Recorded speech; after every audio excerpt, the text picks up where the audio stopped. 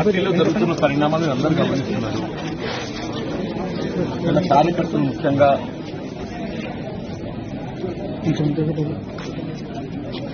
అంటే వాళ్ళు ఏ విధంగా మనస్తాపానికి గురైన వాళ్ళు ఏ విధంగా బాధ వ్యక్తం చేస్తున్నారు. కార్యకర్తలు ఏదైతుందో ఈ రెండు ఎన్నికల్లో కూడా ఆశించిన పొందలేని పరిస్థితులు కొంత అదంతా బాధతో ఉన్నటువంటి పరిస్థితులు.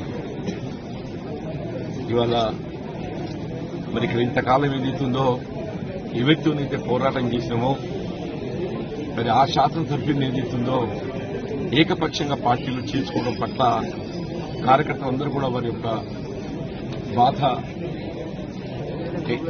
వాస్తవంగా పార్టీ బలోపేతం అనేది ప్రధానంగా చెప్పండి. అటువంటి పార్టీ బలోపేతం కొరకు అగ్రనిక్షలు కృషి చేసి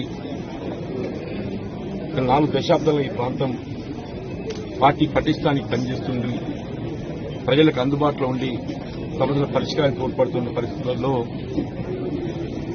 ఇవాళ శాసనసభ్యుల సంఖ్యాబలం అనే భావనే కావచ్చు, ఆలోచన ఏదైనా కానీ ఏదైతుందో ఏకపక్షంగా నిర్ణయం తీసుకోవడంతో కార్యకర్తలు తప్పుకోలేకపోతున్నారు.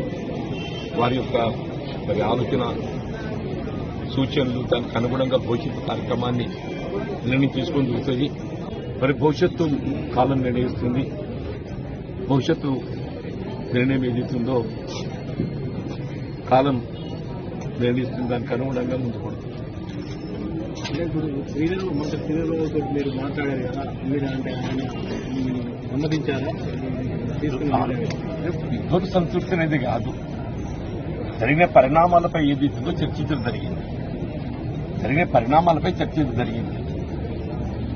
మరి శాసనసభ్యులు అనేది సంఖ్యాపరంగా మరి ప్రభుత్వానికి అండగా ఉండాలనే భావనతోని మరి ఇతర పార్టీలకు చెందినటువంటి ఒక శాసనసభ్యులు పార్టీలు చేసుకోవాలని చెప్పని తలంచవచ్చు. కానీ ఆ చేరిక అనేది ఆ ప్రాంత కార్యకర్తల యొక్క మనోభావాలను కూడా గౌరవించాల్సినటువంటి బాధ్యత పార్టీపై ఉంటుందని చెప్పని నేను భావిస్తాను. చెప్పండి, దశాబ్ద కాలం తెలంగాణ రాష్ట్రం ఏర్పడ్డప్పటి నుండి కూడా మరి ఈ ప్రాంతంలో కాంగ్రెస్ పార్టీ బలోపేతం కొరకు కృషి చేసినటువంటి కార్యకర్తల మనోభావాలకు భిన్నంగా కేవలం శాసనసభలు సంఖ్యాబలం అనే యొక్క భావంతో చేసుకోవడంతో వీళ్ళ కార్యకర్తలు అభిమానులు